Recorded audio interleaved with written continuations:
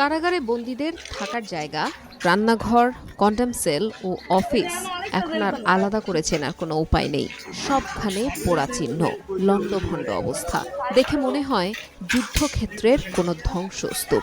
কোটা পদ্ধতি সংস্কারের দাবিতে আন্দোলন চলাকালে গত শুক্রবার বিকেলে নরসিংদী কারাগারে তাণ্ডব চালানো হয়। এই তাণ্ডবের চিত্র এখন দৃশ্যমান। ঘটনার বর্ণনা দিয়ে আসামিরা ও কারারক্ষীরা জানান, বিকেলে 4:15টার দিকে মুহুর্মুহু ইট পাটকেল ছুটতে ছুটতে নরসিংদী জেলা কারাগারের 2 দিকের ফটক ভেঙে ভেতরে ঢোকে দুর্বৃত্তরা। এ সময় পেট্রোল বোমা মারা হয়। এতে কারাগারের ভেতরে নানান জায়গায় আগুন ধরে যায়। এরপর ছিনিয়ে নেওয়া চাবি দিয়ে বন্দীদের বেশ কয়েকটি কক্ষের তালা খুলে দেয় দুর্বৃত্তরা। কিছু কক্ষের তালা ভেঙেও ফেলা হয়। ধোঁয়ায় ছেয়ে যায় চারপাশ। যে জেলখানায় যে এদিকে চতুর্দিকে বাসা